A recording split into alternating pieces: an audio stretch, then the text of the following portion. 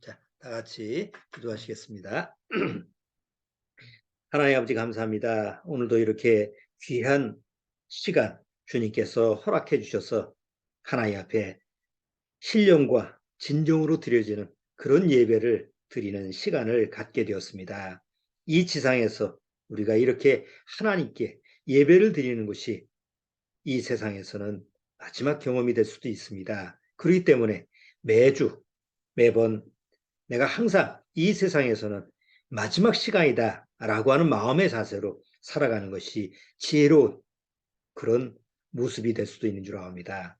정말 이 세상이 점점 마지막으로 향하는 그런 모습들을 우리는 여러 뉴스나 아니면 방송 매체에서 목격을 합니다. 이제는 너무 많은 것을 보게 돼서 오히려 더 감각이 무뎌지는 이런 또 모습도 있는 줄 압니다. 이런 때일수록 정신을 차리고 말씀으로 깨어 있어서 언제 주님이 부르시더라도 주님의 부르심에 합당하게 내가 불려 올라갈 수 있는 그런 믿음의 자세를 잃지 않도록 주님께서 인도하여 주옵소서.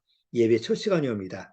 마치는 시간까지 오늘도 주님께서 함께하여 주시고 말씀으로 충만한 은혜를 내려주옵소서. 예수님의 이름으로 기도드리옵나이다. 아멘.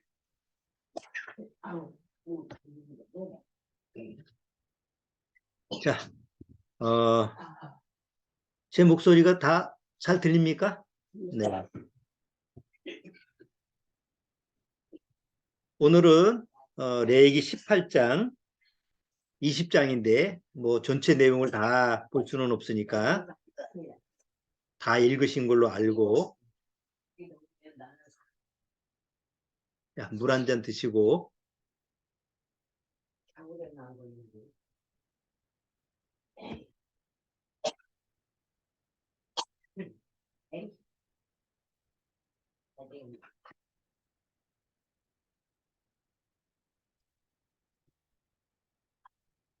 자, 여기 성경 화면 내용을 한번 보셔도 될 것 같아요.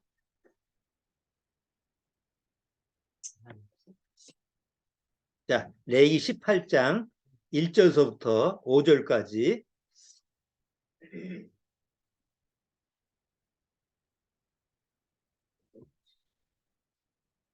자, 1절서부터 5절까지 같이 한번 읽어볼까요? 천천히. 여호와께서 모세에게 일러 가라사대 때 너는 이스라엘 자손에게 고하여 이르라. 나는 여호와 너의 하나님이라. 너희는 그 거하던 애굽 땅의 풍속을 쫓지 말며 내가 너희를 인도할 가나안 땅의 풍속과 규례도 행하지 말고 너희는 나의 법도를 쫓으며 나의 규례를 지켜 그대로 행하라. 나는 너희의 하나님 여호와니라. 너희는 나의 규례와 법도를 지키라. 사람이 이를 행하면 그로 인하여 살리라. 나는 여호와니라. 자, 여기 여러분 레위기 18장에 보면 하나님이 모세에게 이스라엘 민족한테 뭘 전하느냐? 너희는 그 거하던 애굽 땅의 풍속을 쫓지 말고 내가 너희를 인도할 가나안 땅의 풍속과 규례도 행하지 말라라고 돼 있는데, 그러면 애굽 땅의 풍속은 뭐고 가나안 땅의 풍속과 규례는 뭘까요? 풍속이라는 거 아시죠? 옛날에 장발 70년대인가요? 80년대에 장발 단속하죠? 그래서 그 장발 단속의 근거의 이유가 뭐예요? 풍속을 해친다고 그러죠? 왜 머리가 기는 게 그렇게 풍속을 해치는 건지 그 당시에는 잘 지금도 참 그 당시에 그건 자유스러운 건데 그것도 막 억제하고 그랬잖아요. 그런데 풍속이라는 게 뭐예요? 사람들이 그냥 평균적으로 다 그렇게 사는 모습이에요. 아무렇지도 않게. 자, 그러면 애굽 땅의 풍속은 뭐고 가나안 땅의 풍속은 뭘까요? 그래서 그 풍속이 무엇이길래 하나님은 쫓지 말라고 그랬죠? 그 풍속이 뭘까요? 성품 아닐까? 성품. 그러니까 그게 그런 여러 가지 사람들이 가지고 있는 성품이나 아니면 그 삶의 모습이 어떤 내용일까? 그게 18장, 19장, 20장의 내용이에요. 미리 읽어보신 분은 아실 거예요. 18, 19장, 20장이 어떤 모습이에요? 이 내용을 옛날에 복음 전도할 때 성경을 좀 읽으라고 이렇게 했는데 어떤 노인분이 성경을 쭉 읽다가 이 대목을 보고 나서 성경을 찢어버렸어요. 이런 성경은 읽어볼 필요가 없다. 어?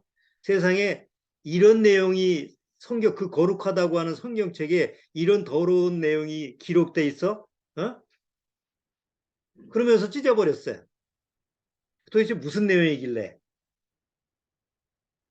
그게 18장, 19장, 20장 내용이에요. 그런데 18장, 19장, 20장의 그 내용을 왜 하나님은 이스라엘 민족한테 쫓지 말라고 했느냐? 그들은 애굽 땅의 풍속이었고 애굽 사람들이 아무렇지 않게 하는 그런 생활 모습이고 하나님의 약속의 땅, 이스라엘 민족한테 준 그 가나안 땅에 7 족속이 살고 있었죠. 아모리 족속, 거기 히위 족속, 여러 가지 미디안 족속, 여러 7 족속이 있었는데 그 7 족속이 실상 아무렇지도 않게 살아갔던 모습이 18장, 19장, 20장의 모습이에요. 그럼 18장, 20장, 19장, 20장이 주로 뭐예요? 근친상간, 수간. 근친상간이라는 것은 가족끼리 성적인 그런 모습을 쭉 기록해놨죠. 하지 말라고. 수간, 동물들하고 성적인 어떤 접촉을 하는 거. 그 다음에 동성애. 근데 이게 그 당시에 하나님이 약속의 땅, 하나님이 이스라엘 민족한테 모세가 이제 이끌고 간 그 애굽에서 탈출한 이스라엘 민족이 어디로 가요? 목적지가 어디죠? 가나안 땅이죠. 젖과 꿀이 흐르는 가나안 땅으로 하나님이 인도하신다고 그랬잖아요. 근데 거기는 비어있는 땅이에요. 누가 살고 있는 땅이에요. 누가 살고 있었어요. 7 족속이 살고 있었어요.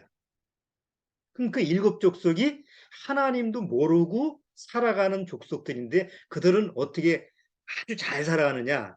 윤리도덕적으로 아주 그냥 깨끗하고 거룩하고 이런 모습이냐? 그게 아니고 18장, 19장, 20장에 보면 근친상간에다가 수간에다가 동성애에다가 이루 말할 수 없는 그런 풍속을 아주 당연한 것처럼 그렇게 살아가는 모습이 바로 그들의 모습이었어요. 그래서 하나님은 이스라엘 민족 보고 뭐라고 그래요? 너희들이 가나안 땅에 들어가면 7 족속을 가차없이 뭐라고 그랬어요? 멸하라고 그랬어요. 내쫓는 것도 아니에요. 아예 7 족속을 다 죽여버려. 멸해. 요새 팔레스타인 문제 나오죠? 뉴스에 보면 이스라엘하고 팔레스타인하고 막 서로 다투고 그 안에서 이루어지는 게 계속 뉴스에 나와요. 왜 팔레스타인하고 이스라엘하고 문제가 있죠? 옛날하고 똑같은 판박이에요. 가나안 땅의 7 족속이 이게 내 땅이야, 우리 땅이야 하고 조상 대대로 살고 있었어요. 아브라함 때서부터 그 전서부터. 왜냐하면 아브라함 때도 거기 가나안 땅에 살고 있는 사람들을 내쫓고 아브라함이 여긴 우리 땅이야 이런 적이 없잖아요. 그냥 같이 살고 있었지. 그러다가 아브라함이 그 다음에 이삭, 야곱 그렇게 후손들이 있다가 중간에 야곱 이후에 애굽에 들어가잖아요. 가나안 땅을 떠나서 애굽으로 이제 종살이에 들어가죠. 큰 기근 때문에. 그리고 400년 동안 정확하게 430년 동안 애굽에서 갇혀 있다가 거기서 이제 탈출하게 되잖아요. 그럼 비어있는 땅에 쉽게 말하면 빈집에 누가 들어와서 사는 거예요. 아무도 주인이 안 와. 아이고 주인 오면 집 비워줘야지. 근데 10년 지나도 안 와. 한 몇십 년 지나서 그 전 세대가 다 죽었어. 다음 세대가 그 집에 살아. 그럼 그 다음 세대는 그 집이 누구 건 줄 알아요. 이거 우리 아버지가 준 거야. 우리 할아버지 때서부터 사는 거야. 그건 당연히 우리 집이라고 알죠. 한 400년이 지났어. 400년 동안 대대손손 자식들을 키워나가면서 그 땅에서 살았다고 한다면 그 땅은 누구 땅이에요? 당연히 자기 땅이지. 근데 갑자기 어디서 한 민족이 오더니만 야, 이거 우리 땅이래. 하나님 신이 우리한테 주신 땅이야. 너희들 나가. 말이 되는 얘기가 아니잖아요. 근데 지금 이스라엘 민족이 팔레스타인에 들어가서 2000년 동안 비어있는 땅이에요. 2000년 동안 이스라엘 민족이 전 세계에 흩어져 있으니까. 그러다가 하나님이 약속대로 이스라엘 민족을 모아서 다시 자기 땅으로 돌아오게 했어요. 그렇죠? 그래서 자기 땅으로 돌아오고 나서 독립을 한 이후에 팔레스타인 사람들, 거기 정작 조상대대로 살던 사람은 어떻게 졸지에 내쫓기게 된 거예요. 거기 팔레스타인 사람들은 그 마음속에서 이게 조상대대로 우리 땅인데 내쫓으면 그게 용납이 돼요? 그래서 요새 이스라엘하고 팔레스타인 문제가 그거예요. 팔레스타인 사람들이 조상 대대로 자기 땅에서 살고 있었는데 이스라엘 민족이 갑자기 정착촌을 이스라엘 사람들이 사는 정착촌을 만든다고 해서 그들을 내쫓는 거예요. 야, 너 나가. 이 강도 아니에요. 그러니까 팔레스타인 사람 입장에서는 저것들이 강도야. 그리고 이제 뭐 데모하고 테러하고 그러는 거예요. 이스라엘 사람은 야, 이거 우리 조상 대대로 하나님이 주신 땅이야. 그리고 이건 합법적이야. 그리고 내쫓고. 예, 그런 옛날 잃었던 문제가 지금 똑같이 반복되는 얘기예요. 자, 그런 역사적인 흐름을 좀 우리가 상식적으로 기본적으로 좀 알아야 되겠고, 오늘 얘기하는 것은 레위기 18장에 조금 더 아래로 볼까요?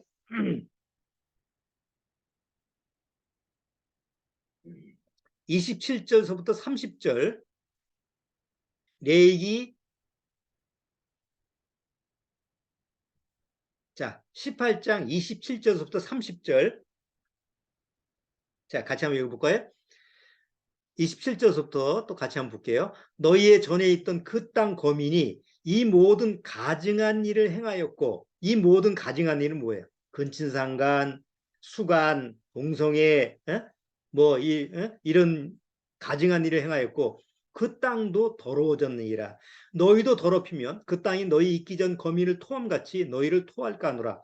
무릇 이 가증한 일을 하나라도 행하는 자는 그 백성 중에서 끊쳐지리라. 그러므로 너희는 내 명령을 지키고 너희 있기 전에 행하던 가증한 풍속을 하나라도 쫓음으로 스스로 더럽히지 말라. 나는 너희 하나님 여호와니라.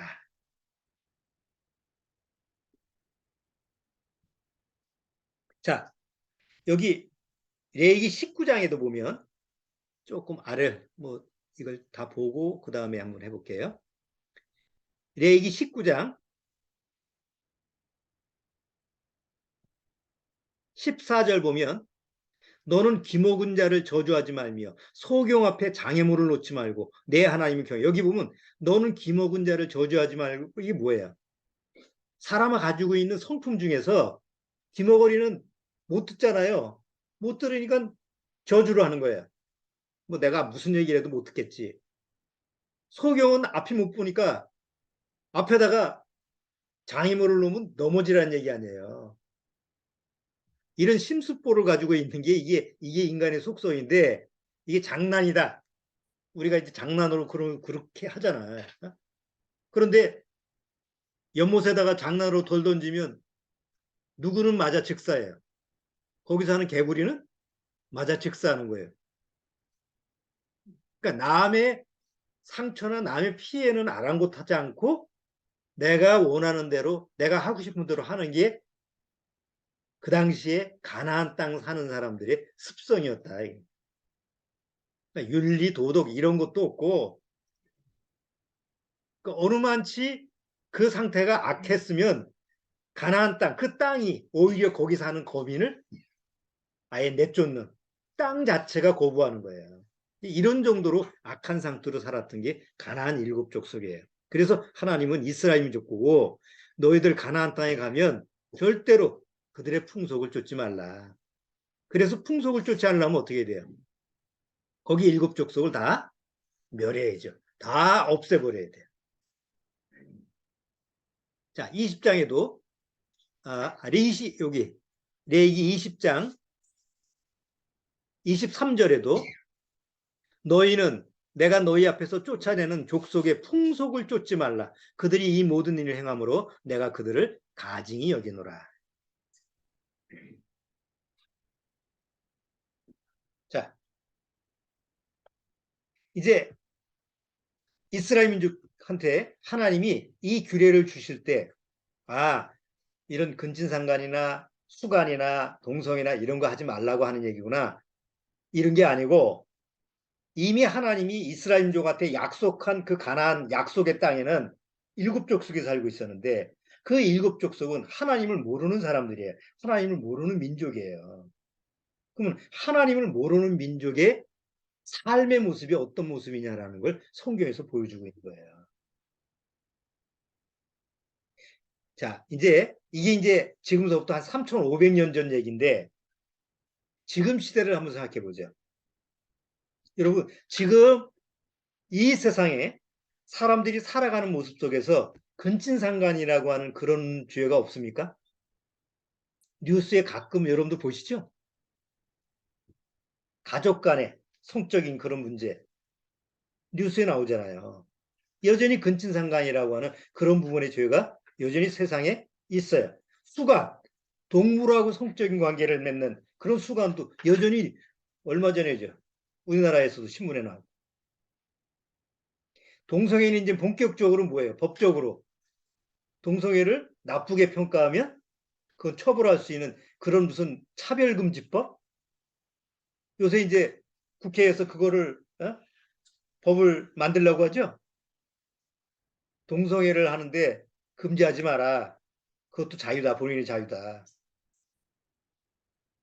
자, 이렇게 세상이라고 하는 것이 오히려 지금 3,500년 전에 가나안 땅에 있었던 그 모습, 애굽 땅에 옛날에 있었던 그 사람의 모습하고 똑같은 모습을 지금 세상 사람들이 취하고 있는 거예요. 아유, 나는 그런 거하고 관계없어. 나는 그런 죄 안 지라. 아유, 어떻게, 예? 어떻게 근친상간을 해? 어? 어떻게 내 딸을, 내 손녀를, 뭐, 내 친척을. 근데 성경에서는 가나안의 일곱 족속만 그런 것이 아니라 하나님을 마음에 모시지 않는, 하나님을 마음에 두지 않는 인간의 기본적인 성품 안에 그런 게 다 밑바닥에 깔려 있다는.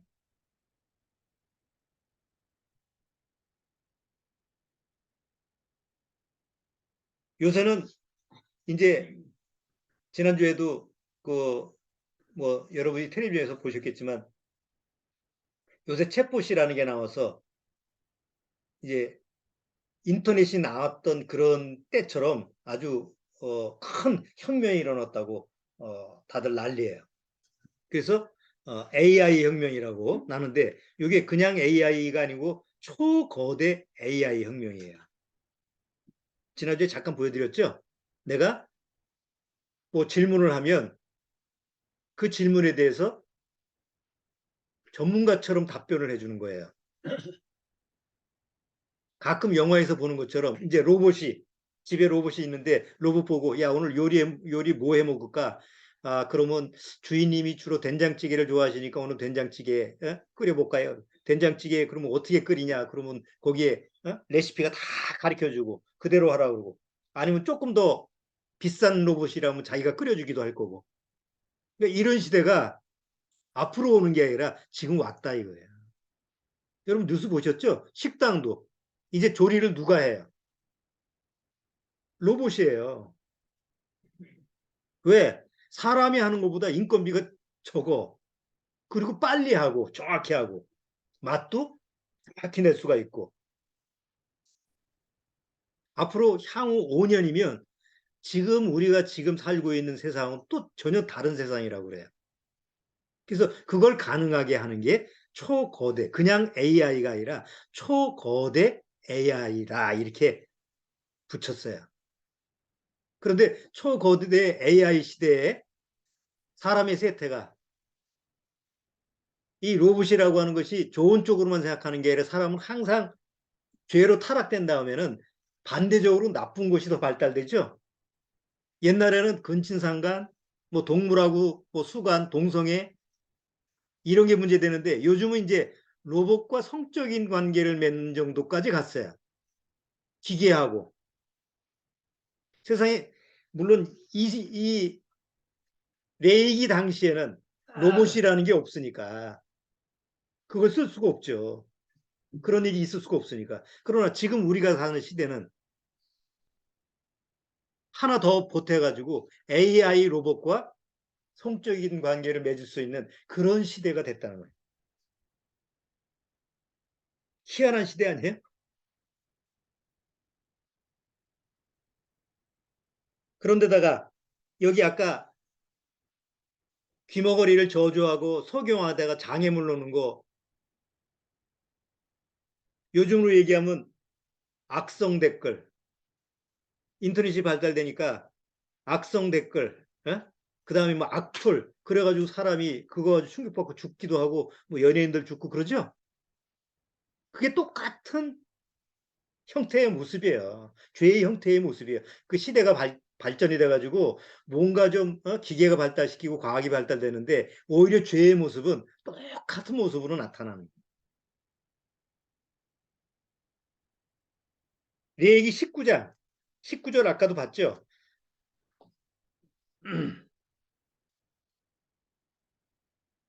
자 19장 19절 너희는 내 규례를 지킬지어다. 내 육축을 다른 종류와 교합시키지 말며. 이게 뭐예요? 송아지는 송아지대로 서로 배합이 돼야 되고 교합이 돼야 되고 말은 말끼리 하나님이 창조한 대로 서로 그 씨가 보존돼야 되는데 요즘은 유전자 조작이 돼가지고 동물도 서로 섞어가지고 배합을 시키고 그 다음에 식물도 마찬가지죠. 요새 우리가 먹는 콩, 뭐 우리가 먹는 음식 주로 다 뭐예요? 유전자 변이시킨 거예요. 그래가지고 그게 뭐 좋으니 나쁘니 뭐 한참 또 시끄럽잖아요. 여기 내 육축을 다른 종류와 교합시키지 말며 내 밭에 두 종자를 섞어 뿌리지 말며 두 재료로 직조한 옷을 입지 말죠. 하나님의 창조 원리를 거스리지 말라. 하나님이 창조하신 대로 그대로 사용하면 되는데 사람들은 창조자를 무시하고 이제는 그걸 섞어서 지 마음대로 한번 창조해 보려고 하는 그런 악의 모습을 나타내는데 지금 우리의 삶의 모습에서 고스란히 보고 있는 모습이라는 거죠. 그러니까 옛날 3,500년 전 얘기나 지금이나 차이점이 있어요, 없어요? 없어요. 죄의 모습은 똑같아요. 자, 그런데다가 이제는 초거대 AI 시대가 도래가 됐어요. 이제 로봇이 다 심부름 해주고 청소도 해주고 로봇과 대화를 나누고 이제 이런 시대가 밀접하게 이제 우리한테 가까이 왔어요. 자, 이런 시대에 우리가 과연 어떻게 살 것이냐, 특히 구원받은 사람이 어떻게 살 것이냐라고 하는 것은 굉장히 중요한 문제죠. 사람들의 삶의 모습을 보면 다 비정상적이에요.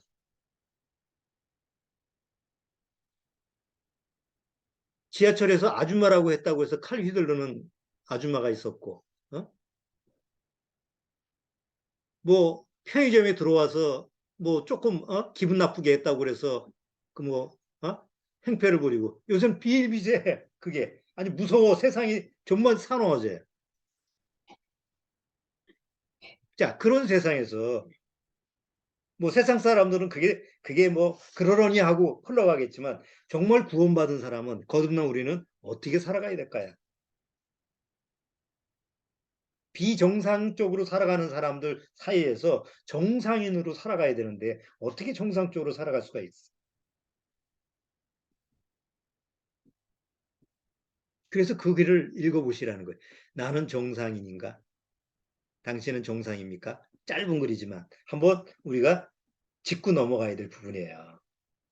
자, 오늘 레위기 18장, 19장, 20장의 내용을 통해서 보면 우리가 기본적으로 그냥 뭐 그래 어떻게 뭐 그런 죄를 저지르겠어. 나는 하나님 앞에서 올바르게 살면 되지. 이렇다고 해서 그런 본성이 그런 죄의 성품이 내 안에 없는 게 아니라는 걸 우리가 알아야 돼요. 아이고 저 동성애 자 보면 텔레비전에서 동성애 했다고 나오면 아유 우린 기독교인이니까 아유 죄인이구나 이렇게만 상대적으로 평가할 것이 아니라 아, 내 안에도 그런 죄의 성품이 있구나. 그게 나타나지 않았을 뿐이지. 역시 내 안에도 있겠구나. 이렇게 생각해야 된다는 거예요. 그래야지 죄를 죄답게 깨우치는 거예요. 안 그러면 나는 괜찮고 다른 사람은 다 죄인이야. 그런 시각을 가지게 되는 거죠. 자, 초거대 AI 시대가 왔는데 우리가 확실하게 알아야 될 게 뭐냐면 초거대 AI 시대에 그 AI라고 하는 그 지금 뭐죠? 로봇이 아니고 그 하여튼 정보가 우리 시대를 이끌어가는데 그 밑바닥의 기초가 뭐죠? 초거대 AI의 그 뿌리는 뭘까요?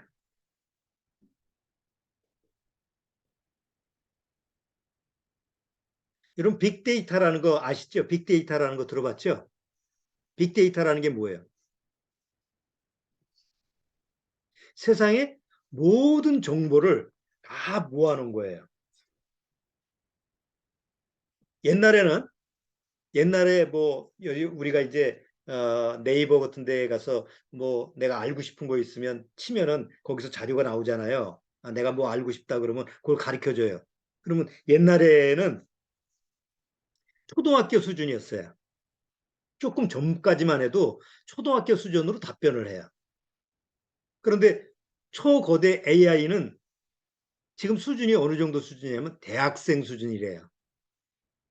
그러니까 전문적인 지식을 줄 수 있는 정도까지 AI라고 하는 것이 발달된 거예요. 그러니까 그만큼 세상의 모든 정보를 집약을 해서 그 정보를 모아놓은 거죠. 자, 그런데 앞으로 점점 시간이 빨라지면서 그 정보가 그 점점 더 많아지겠죠. 그러면 지금은 대학생 수준으로 답변을 해주는데 앞으로 뭐 향후 뭐 1년 뒤, 2년 뒤, 5년 뒤면 어느 수준까지 갈까요? 적어도 박사급 정도 되는 그런 정도의 능력을 가지고 답변을 해준다는 거예요. 그래서 이제 위협받는 직업들이 많죠. 특히 가르치는 직업들. 가르칠 필요가 없어. AI가 다 해주니까. 자, 그런데 그런 초거대 AI의 그 기본이 데이터잖아요. 그 모든 세상의 정보는 참일까요? 거짓일까요? 지금 AI의 시대라고 해서 사람들이 막 그런 거 가지고 얘기하다가 문제점이 뭐냐라고 얘기했을 때는 그 정보가 다 참만 있는 게 아니다. 옳은 것만 있는 건 아니라는 거예요. 이제 세상의 모든 정보가 다 집약을 했는데 그 안에는 가짜도 있고 거짓도 있고 편협된 것도 있고 편견도 있고 오만 가지 정보가 다 들어가 있는 거예요. 그러니까 그 정보를 분석을 해서 그걸 다시 모아서 정보를 주는 거니까 잘 생각해 보면 잘못하면 잘못된 정보를 줄 수도 있는 거죠. 아무리 옳은 것이 많다고 해도 그 중에 하나라도 잘못된 정보가 섞여 들어가면 그거는 참이 아니잖아요. 그러니까 우리가 초거대 AI 시대에 어떻게 살 것이냐라고 하는 것을 우리가 스스로 한번 점검할 때, 아, 지금 초거대 AI 시대라고 하는 것은 AI라고 하는 그 기계 문명은 밑바닥 기초가 거짓서부터 시작하는구나라는 걸 분명히 아셔야 돼요. 야, 그러니까 뭐 담싸고 우리는 뭐 그거하고 관여하지 않을 필요 없다. 관여 안 할 수가 없어요. 세상이 그 체계로 돌아가는데. 그런데 근본적인 우리가 그걸 대하는 자세가 하나님 앞에서 어떤 자세를 취해야 되느냐, 이건 분명히 알고 있어야 된다는 거죠. 대개 세상 사람들은 초거대 AI에서 무슨 정보를 하고 할 때 밑바닥에 뭘 깔고 있어요? 아, 이게 옳은 대답을 주겠구나. 내가 뭔가 옳은 정보를 한번 얻어볼까? 이런 마음으로 시작하잖아요. 처음서부터 아, 저거 틀린 거야. 저건 거짓이야. 이렇게 시작하면 차라리 거긴 뭐 물어볼 필요가 없지. 왜 물어보겠어요?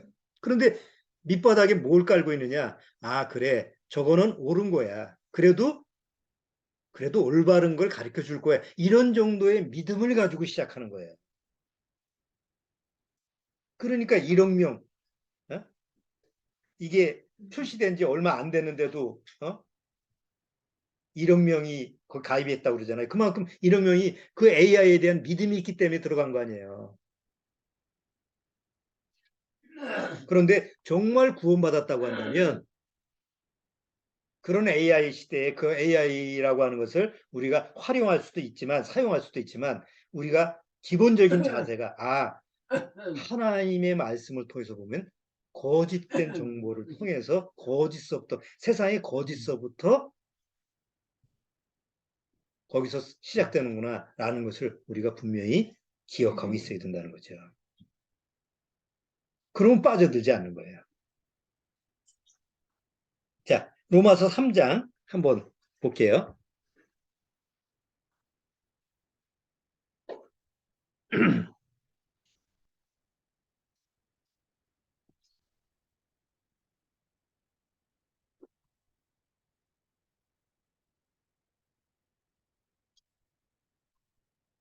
자, 로마서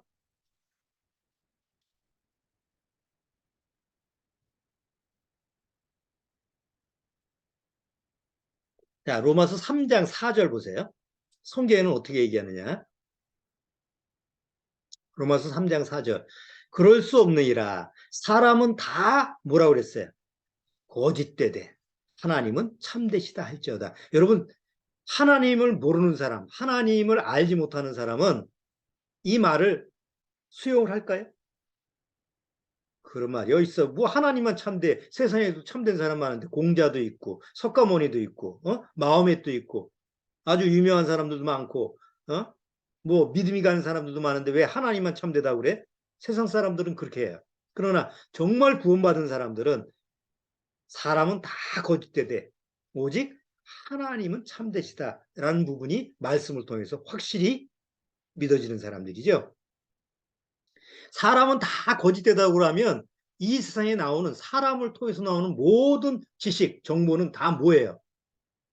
이 바닥이 뭐예요? 다 거짓서부터 시작한 거예요.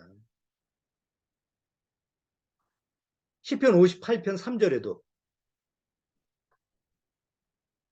악인은 모태에서부터 멀어졌으며 나면서부터 격기로 나아가 뭘 말하는도다?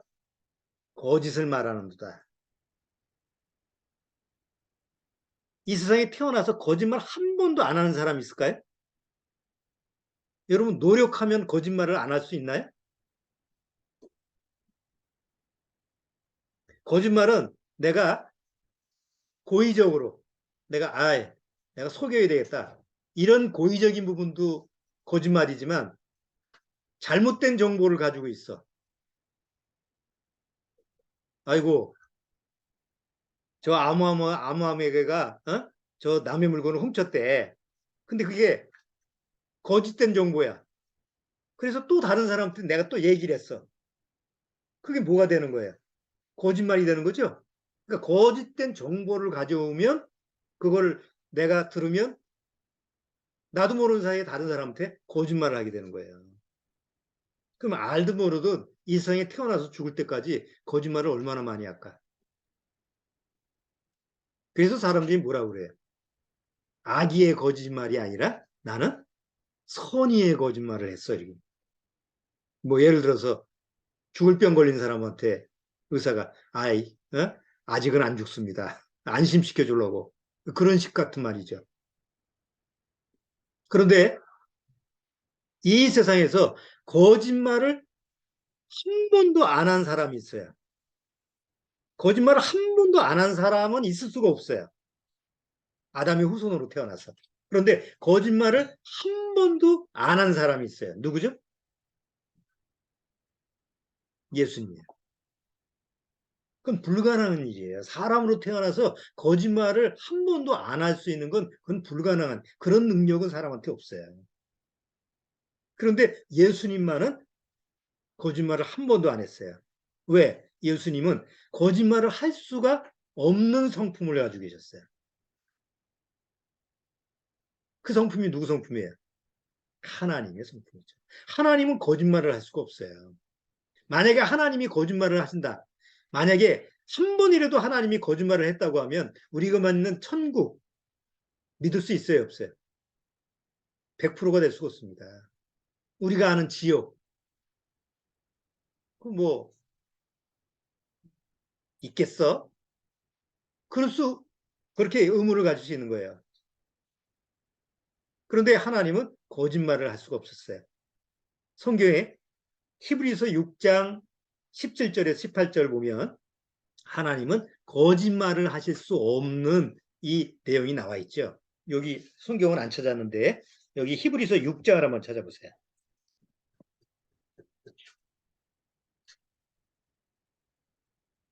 히브리서 6장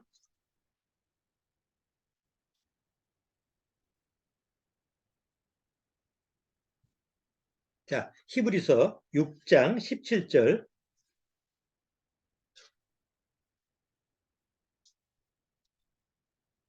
18절 보세요. 히브리서 6장 18절 히브리서 6장 18절 그 앞에만 읽어보세요. 이는 하나님이 거짓말을 하실 수 없는 이 두 가지 변치 못할 사실, 두 가지 변치 못할 사실이 뭐냐면 맹세와 약속이에요. 하나님이 나를 예수 그리스도를 통해서 구원시켰다. 너는 절대로 지옥 가지 않는다. 너는 나와 함께 천국에서 살 거다. 이런 약속과 내 아들을 두고 맹세한 그 하나님의 맹세 때문에 하나님은 거짓말을 하실 수가 없어요. 그래서 정말 구원받은 사람은 어떤 문제가 있다 하더라도 그 구원이 취소가 안 되는 거예요. 그래서 하나님은 거짓말을 하실 수가 없어요. 그 하나님의 성품을 가지고 이 세상에 성녀로 태어난 예수님이기 때문에 예수님도 거짓말을 하고 싶어도 할 수가 없는 거예요. 근데 구원받은 우리는 어떻습니까? 구원받은 우리는 여전히 구원받고 나서도 우리가 거짓말을 해요, 안 해요? 여전히 하잖아요. 왜 해요? 아담으로 가지고 있는 유괴 성품이 있기 때문에. 그게 십자가에서 예수님과 함께 죽었기 때문에 다행인 거지.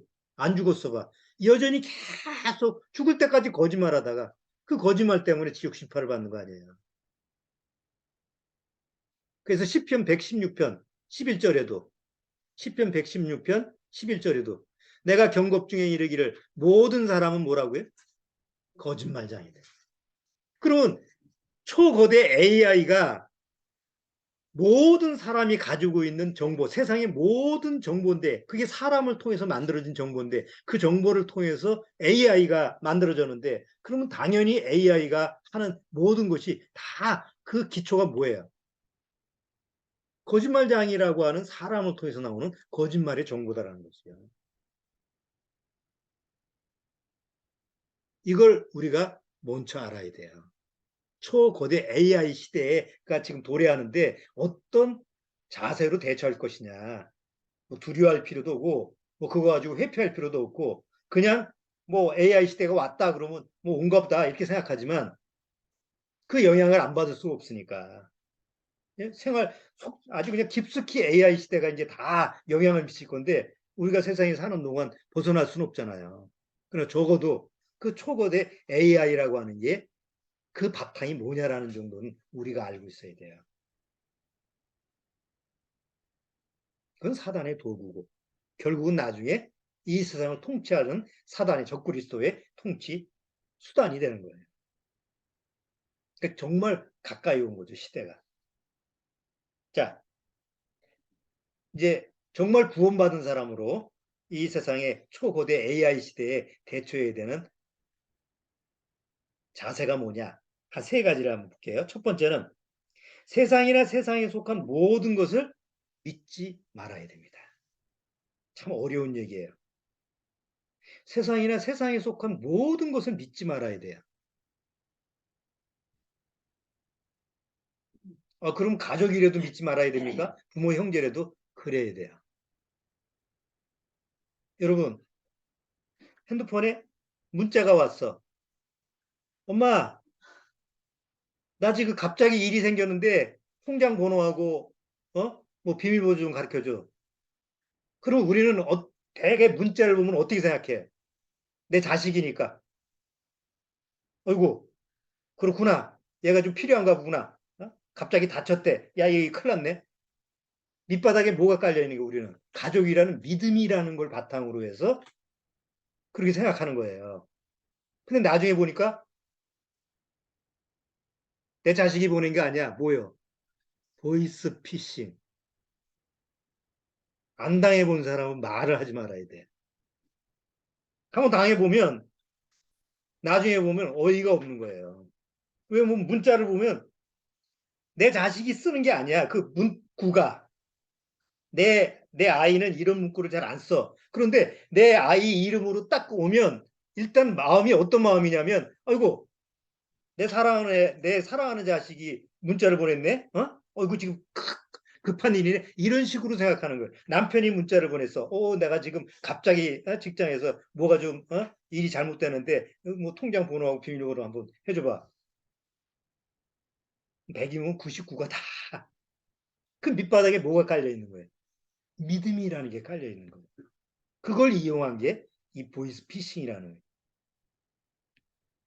요새는 통장에다가 누가 돈을 꼽아준다며 내 통장에다가 10만 원 딱 들어왔어요. 그럼 우리는 10만 원 보면 뭐예요? 아이고 웬 떡이냐 이게 어디서 들어온 거야 하고 쓰고 보잖아. 그 조금 있다가 10만 원 들어왔는데 잘못 들어왔다고.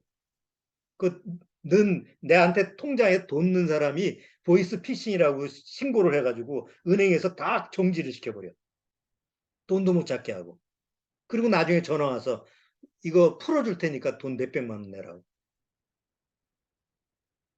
점점 진흥화돼요. 한번 경험하지 못한 걸 경험하니까 멍하니 있다가 당해.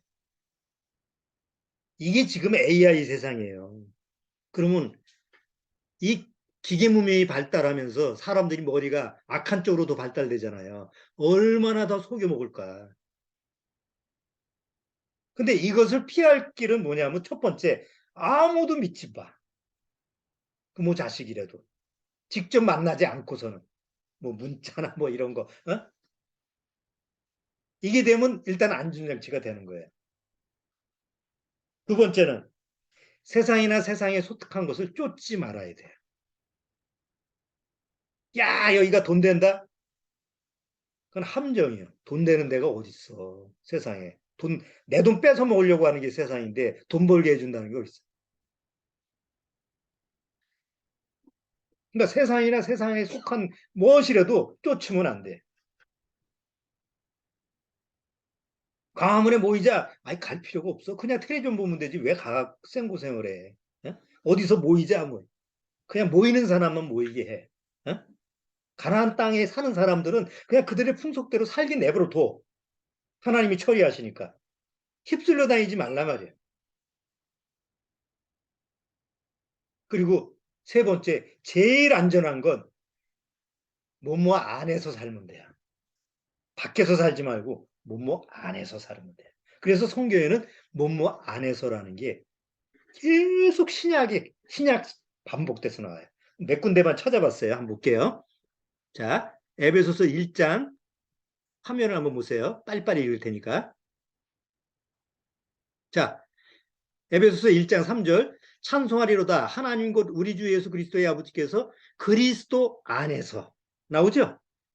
그 다음에 곧 창세전에 어디 안에서? 그리스도 안에서 우리를 택하사 우리로 사랑 안에서. 그 다음 조금 내려와서 그 기쁘신 때로 우리를 예정하사 예수 그리스도로 말미암아 자기의 아들들이 되게 하셨으니 이는 그의 사랑하시는 자 안에서. 계속 안에서라는 게 나오죠. 또 우리가 그리스도 안에서 그의 은혜의 풍성함을 따라 조금 더 내려가다 보면 곧 그 기쁘심을 따라 그리스도 안에서. 자, 그리스도 안에서라는 게 뭐예요? 구원받은 사람은 어디 안에 들어가요? 자동적으로 그리스도 안에 들어간 사람이죠. 그러니까 어디서 살아가는 거예요? 구원받았으면 그리스도 안에서 살아야 돼요. 밖에 나가면 안 돼. 밖에 나갈 수도 없지만 스스로 뛰쳐나가는 사람이 개중에 많아요. 애초서부터 뛰쳐나가는 사람은 애초부터 그 안에 없었던 사람이죠. 왜냐하면 뛰쳐나갈 수가 없거든. 하나님이 부르심을 받고 구원받은 사람은. 로마서 5장에도 이뿐 아니라 이제 우리로 화목을 얻게 하신 우리 주 예수 그리스도로 말미암아 하나님 안에서 또한 즐거워하느니라. 17절 한 사람의 범죄를 인하여 사망이가 한 사람으로 말미암아 왕노릇하였은즉 더욱 은혜와 의의 선물을 넘치게 받는 자들이 한 분 예수 그리스도로 말미암아 생명 안에서 왕노릇하여다. 계속 안에서죠. 고린도전서 15장 아담 안에서 모든 사람이 죽은 것 같이 그리스도 안에서 모든 사람이 삶 얻으리. 둘 중에 하나였어요. 우리 옛 조상 아담 안에서 내가 살다가 죽든지 그래서 지옥 가든지 아니면 그리스도 안에서 살다가 영원한 삶을 얻든지 둘 중에 하나지 가운데는 없어요. 아니 나는 구천에 떠돌게 그거는 사람의 상상력에서 나오는 거지. 구천을 왜 떠돌아? 없어. 아담 안에서 죽은 자로 있든지 그리스도 안에서 산 사람으로 있든지 둘 중에 하나예요. 중간은 없어요. 요한 3서 내가 내 자녀들이 진리 안에서 행한다. 요한계시록 14장 또 내가 들으니 하늘에서 음성이 나서 가로되 기록하라. 자금 이후로 주 안에서 죽는 자들은 복이 있도다. 죽어도 어디 안에서 죽어야 돼요? 주 안에서 죽어야 돼. 주님 밖에서 죽으면 지옥이에요 바로. 주 안에서 죽어야 돼요. 그래서 성경에서는 뭐뭐 안에서가 정말 중요한 거예요. 근데 구원받지 못한 사람들은 이게 성경을 봐도 이런 건 안 읽혀. 그냥 축복, 뭐 하나님이 뭐 주신다라는 거, 뭘 줄까? 지 욕심에 관련된 것만 보이지. 아, 내가 어디 안에 있구나, 어디 안에서 뭘 누리는구나 이런 거엔 관심이 없는 거예요. 그런데 이제 초거대 AI 시대, 기계 문명이 이제는 장악하는 이 시대가 지금 도래했는데 여기에 그 초거대 AI 그 기계 문명에 거기에 휩쓸려 가지 않을 수 없어요. 구원받았다 하더라도 영향을 받을 수밖에 없는 시대예요, 지금. 그런데 정말 거듭났다고 하면, 정말 구원받았다고 한다면 그 초거대 AI 시대에 주님 안에서 있다면 나는 보호를 받을 수 있다는 거예요. 아까 세 가지를 얘기했죠? 내가 어떻게 초거대 AI 시대에 어떻게 살 것인가? 첫 번째는 누구도 믿지 말라. 부모 자식이라 할지라도 직접 보지 않느나 뭐 문자로나 혹 또 뭐 음성으로나 이런 건 안 돼. 직접 봐서 확인하지 않고는 그 누구도 믿어서는 안 돼. 두 번째는 세상의 세상 것을 쫓아가면 안 돼. 쫓아가면 바로 낭떠러져요. 세상 밖에 나가보세요. 다 잡아먹으려고 하는 놈들밖에 없어. 잡아먹는 놈들, 잡아먹는 여자들 다 절대 나한테 뭘 유익을 끼치려고 하는 이런 사람 없어요. 그러니까 세상을 쫓으면 안 돼. 마지막에 어디 안에 있어야 된다? 그리스도 안에, 하나님 안에, 진리 안에, 사랑 안에. 하나님이 우리한테 주시는 그 하나님이 우리한테 허락하신 그 장소 안에 내가 있어야만이 내가 하나님 앞에 보호를 받는 거예요.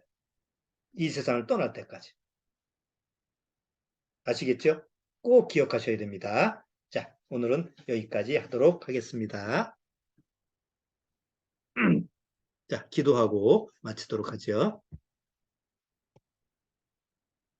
하나님 아버지 감사합니다. 정말 이 마지막 때, 이 초거대 AI라는 기계 문명의 통제하에 들어가는 이런 시대에서 참으로 거듭난 사람이 이 세상을 나그네 길로 살아간다는 게 그리 쉬운 일이 아닐 거라고 믿습니다. 그러나 분명한 것은 하나님이 보호하시고 성령님의 인도하심 아래 있기 때문에 우리는 그리스도 안에만 있다면, 은혜 안에만 있다면, 하나님의 사랑 안에만 있다면 우리는 온전히 하나님의 보호함을 받고 살아갈 줄 아옵니다. 이것이 하나님이 거짓말 하실 수 없는 맹세와 약속으로 이루어진 사실인 줄 아옵니다. 정말 거듭났다고 한다면 이 하나님이 거짓말 하실 수 없는 그 약속과 맹세를 믿고 항상 그리스도 안에서 말씀으로 살아갈 수 있도록 주님께서 인도하시고 축복해 주옵소서. 예수님의 이름으로 축원합나이다. 아멘. 자, 마치도록 하겠습니다.